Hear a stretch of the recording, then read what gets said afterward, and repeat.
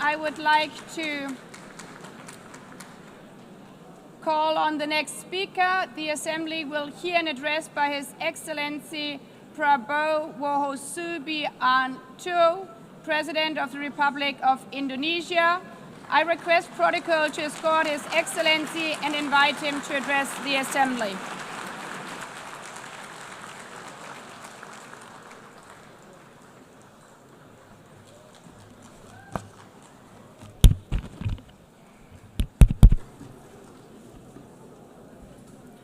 His Excellency, Mr. Antonio Guterres, Secretary General of the United Nations, Her Excellency, Madame Annalena Baerbock, President of the United Nations General Assembly,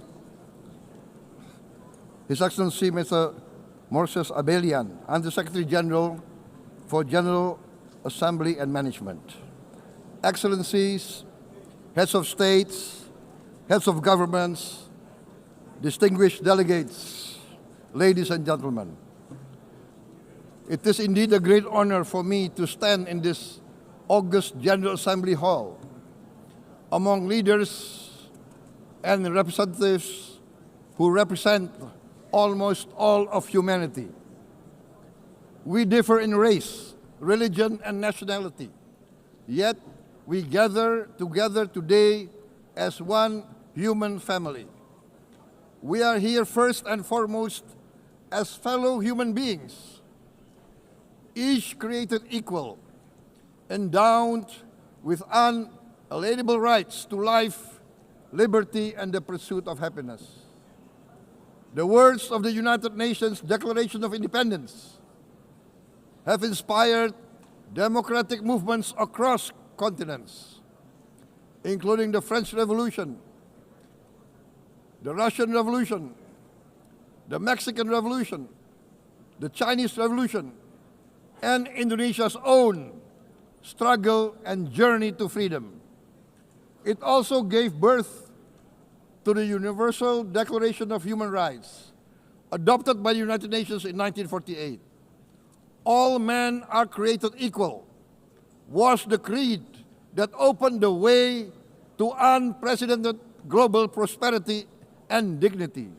And yet, in our own era of scientific and technological triumphs, an era capable of ending hunger, poverty, and environmental ruin, we also continue to face today grave dangers, challenges, and uncertainties.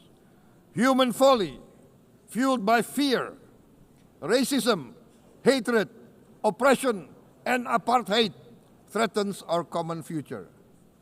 My country knows this pain.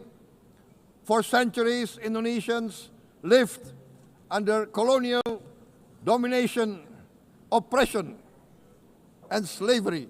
We were treated less than dogs in our own homeland. We Indonesians know what it means to be denied justice and what it means to live in apartheid, to live in poverty, and to be denied equal opportunity. We also knew what solidarity can do in our struggle for independence, in our fight to overcome hunger, disease, and poverty. The United Nations stood with Indonesia and gave us vital assistance. Decisions made here based on human solidarity by the Security Council and this Assembly gave Indonesia independence, international legitimacy, opened doors, and supported our early development through the efforts of the United Nations Children Fund, the United Nations Food and Agriculture Organization, the FAO, the World Health Organization, and many, many other United Nations institutions. And because of that, Indonesia today stands on the cusp of shared prosperity and greater equality and dignity. Madam President, Excellencies, our world today is driven by conflict, injustice, and deepening uncertainty. Every day we witness suffering, genocide, and blatant disregard for international law and human decency. In the face of these challenges, we must not give up. As the United Nations Secretary General said, we cannot give up. We cannot surrender our hopes or our ideals. We must draw closer, not drift apart. Together we must strive to achieve our hopes, our dreams. The United Nations was born from the ashes of the Second World War that claimed scores of millions of lives. It was created to secure peace, security, justice, and freedom for all. We remain committed to internationalism, to multilateralism, and to every effort that strengthens this great institution. Today, Indonesia is nearer than ever before to meeting the sustainable development goals of ending extreme poverty and hunger. Because years ago, this very chamber chose to listen and uphold social and economic justice. We will never forget. And today, we must never be silent while Palestinians are denied that same justice and legitimacy in this very hall. Excellencies, Thucydides warned, the strong do what they can, the weak suffer what they must. We must reject this doctrine. The United Nations exist to reject this doctrine. We must stand for all, the strong and the weak. Might cannot be right. Right must be right. Indonesia today is one of the largest contributors to United Peacekeeping Forces. We believe in the United Nations. We will continue to serve where peace needs guardians, not with just words, but with boots on the ground. If and when the United Nations Security Council and this great assembly decide Indonesia is prepared to deploy 20,000 or even more of our sons and daughters to help secure peace in Gaza or elsewhere, in Ukraine, in Sudan, in Libya, everywhere when the peace needs to be enforced, peace needs to be guarded, we are ready. We will take our share of the burden, not only with our sons and daughters, we are also willing to contribute financially to support the great mission to achieve peace by the United Nations. Madam President, Excellencies, I propose to this Assembly a message of hope and optimism, grounded in action and execution. Today, we heard the speech of Madam President, the President of the United Nations General Assembly. Yes, it is true what she said. Without the International Civil Aviation Organization, will we be here today? Will we sit in this great hall? Without the United Nations, we cannot be safe. No country can feel secure. We need the United Nations, and Indonesia will continue to support the United Nations. Even though we still struggle, but we know the world needs a strong United Nations. The world's population is growing. Our planet is under strain. Food, energy, and water insecurity haunt many nations. We choose to answer these challenges directly at home and to help abroad wherever we can. This year, Indonesia recorded the highest rice production and grain reserves in our history. We are now self-sufficient in rice, and we are starting now to export rice to other nations in need, including providing rice for Palestine. We are building resilient food supply chains, strengthening farmer productivity, investing in climate-smart agriculture to ensure food security for our children and for the children of the world. We are confident in a few years' time, Indonesia will be the granary of the world. As the world's largest island state, we testify before you that we are already experiencing the direct consequences of climate change, particularly the threat of rising sea levels.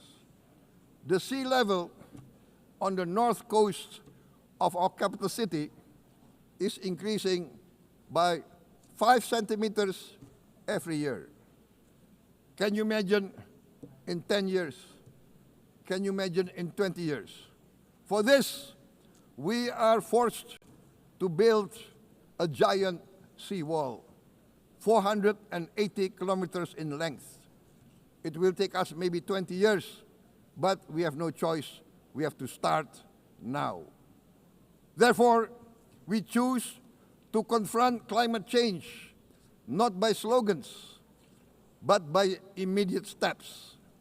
We are committed to meeting our 2015 Paris Agreement obligations. We aim to achieve net zero emission by 2060, and we are very confident we can achieve net zero emission much earlier. We aim to reforest more than 12 million hectares of degraded forest, to reduce forest degradation, to empower local communities with quality green jobs for the future. Indonesia is shifting decisively from fossil fuel-based development towards renewable-based development. From next year, most of our additional power generation capacity will come from renewables. Our goal is clear: to lift all of our citizens out of poverty and make Indonesia a hub for solutions to food, energy, and water security. Madam President, Excellencies, we live in a time when hatred and violence can seem to be the loudest voices. But beneath this loud noise lies a quieter truth, that every person longs to be safe, to be respected, to be loved, and to leave a better world to their children. Our children are watching. They are learning leadership not from textbook, but from our choices. Today, still, a catastrophic situation in Gaza is unfolding before our eyes. At this very moment, the innocent are crying for help, are crying to be saved. Who will save them? Who will save the innocent? Who will save the old and women? Millions are facing danger at this very moment. As we sit here, they are facing trauma. They are facing irreparable damage to their bodies. They are dying of starvation. Can we remain silent? Will there be no answer to their screams? Will we teach them that the human family can rise to the challenge.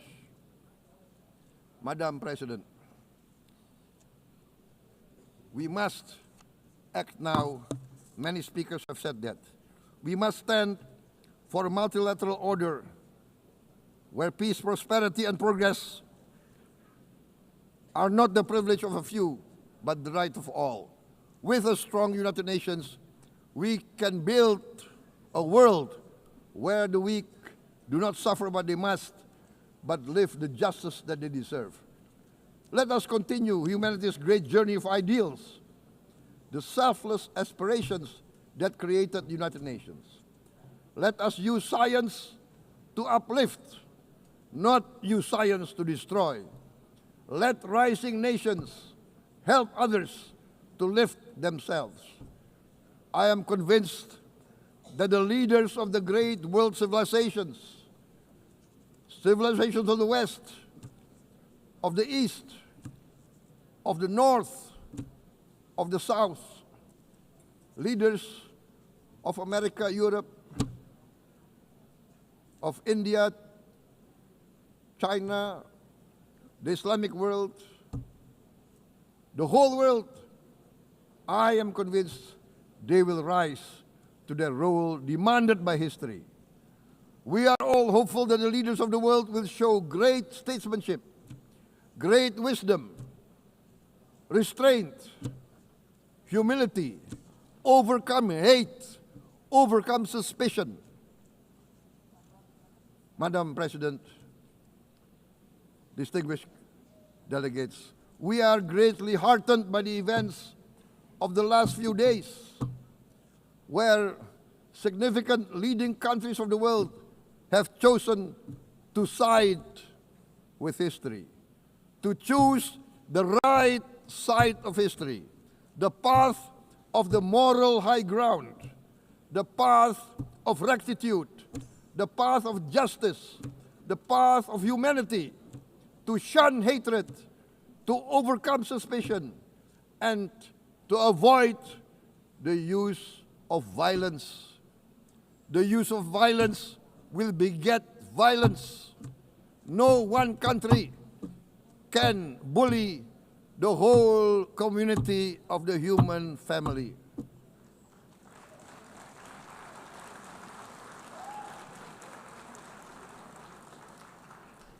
We may be weak individually, but the sense of oppression, the sense of injustice has proven in the history of mankind that this sense of injustice, this sense of oppression will unite into a strong force that will overcome this oppression, that will overcome this injustice.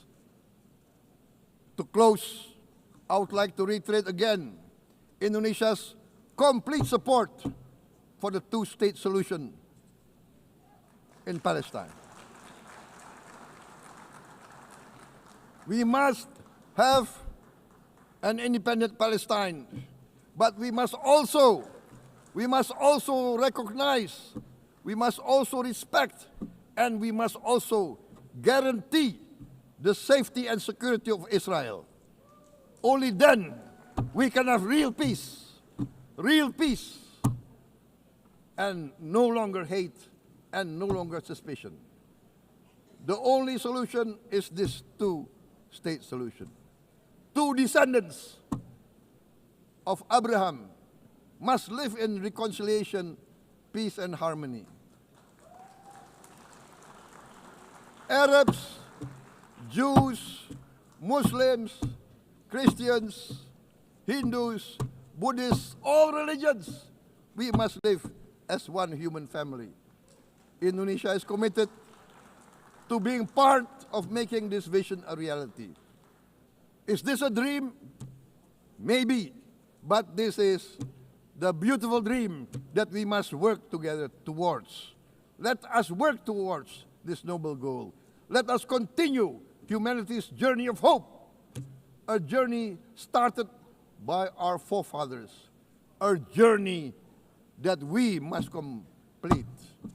Thank you. Wassalamualaikum warahmatullahi wabarakatuh.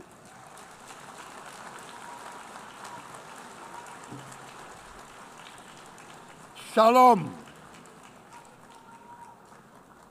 Om Santi, Santi, Santi Om. Namo Buddhaya. Thank you very much. May God bless us all. May peace be upon us. Thank you very much. Thank you. On behalf of the Assembly, I wish to thank the President of the Republic of Indonesia,